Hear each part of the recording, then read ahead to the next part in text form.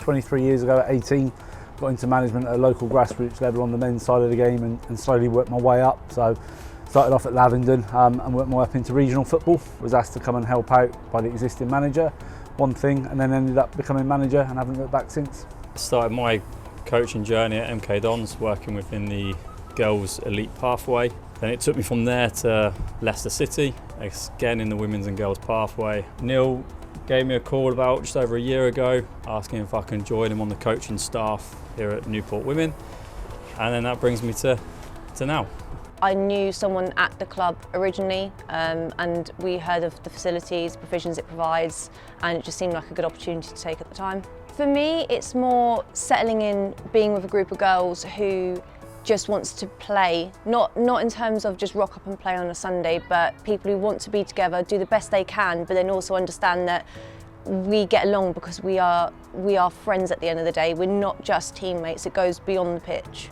For me personally, it just feels like a big family. Like everything we do, we can do if it's football related or outside of football. Like we have that sort of bond, and obviously with the big squad size that we have, it works really well because each week we could have different people in the squad, but because how well we all get on, it doesn't seem to affect us on the pitch. We all gel really well.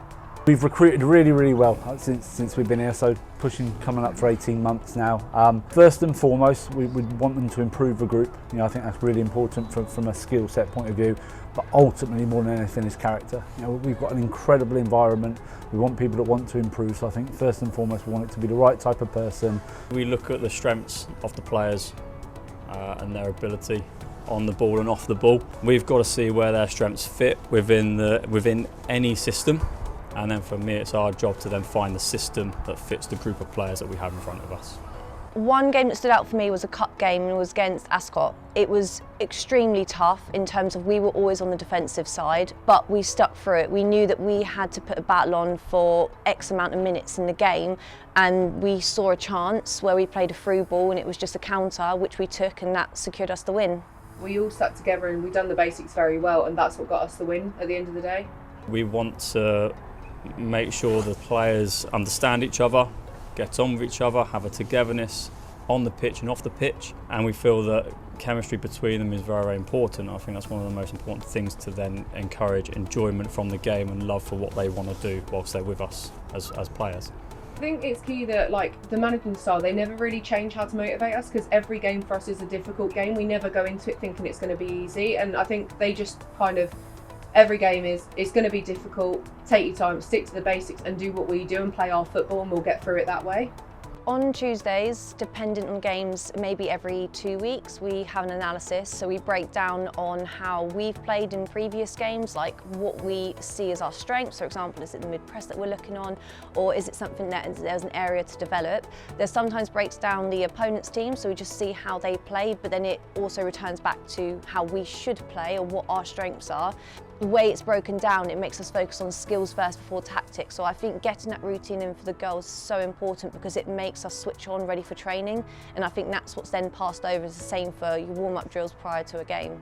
We've got a good group. So I think although there's a responsibility on us as management, the players are outstanding with that.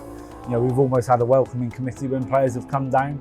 I think we've got a really strong set of values that the existing players that they take really seriously, and then come to us as players that don't fit into that won't become a part of the group. You know, so far everyone's bought into it. As I say, it's made so easy by the existing group that make players feel welcome and live by our values. Qualities we expect to see is enjoyment when they arrive here, inspired to grow and learn and improve, and to be positive in any game or training session we do. We expect to be positive and engage with every task, every challenge we discuss and throw at them. So I think obviously, like I said about having that big family feel, I think when you're a new player into the team, it will be harder to get into a team that already is very good at communicating and talking, but naturally when you come in, just come and speak to everyone, get to know each other and use the communication to tell us how you like to play as a footballer. Like Rich said, the opinions doesn't matter, we will all adapt and learn to get on with new people as well. We'll never turn away anyone that wants to show their worth or actually had an opinion. We welcome opinions, we welcome the experience that they've had, or there's just a set way that they do something. Like, at the end of the day, we're a team that we are looking to progress, but we're also willing to accept new ideas as well, and we want to try that because everyone in the team wants to progress. They want to be the best versions of themselves. Been able to recruit really well. We've always taken players, I would say, that have certainly improved not just the squad but the 11 as well, so it really pushed us on. Players that have come from a higher level, so really strong, whether that be a captain at a senior level. But again, and as we've progressed, that's been shown because we've beaten teams at Tier 5. You know, we've played the team that haven't lost a game at Tier 5 and won. We've beaten Tier 4 sides. So I think for me, everyone that has come in has really improved us. You know, we don't want to stand still, but we're ambitious. And I think for me, when we look at that, we want players that are going to complement that against the backdrop of hard work, wanting to learn, and everything we spoke about so far. And just be yourself. Don't try and be someone that you're not, and just relax, and then yeah, it will just form its own gel. This is an ambitious football club, and I think for me, having been in it for as long as I have, I don't want to stand still. I want us to get as high as we can. I think we've got the playing side that match that, but we want to continue to improve. So for me, anyone that would be watching this and listening, this is a place where you will improve. You know, whether that not just be through playing time, but through Lee, the environment we create. But you're really well supported. The football club as a whole, I've mentioned it on previous videos, is incredible. You know, we've had people travel really far from all other sides within our own club. We have a really strong fan base. We have a media team that has grown and raised our profile incredibly. It's a really, really exciting football club to be a part of.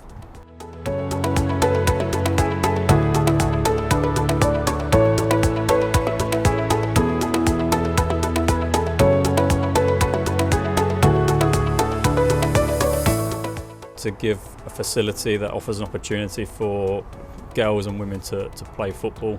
You can see the growth from under 8s, 10s, 12s, 14s, 15s, development first team.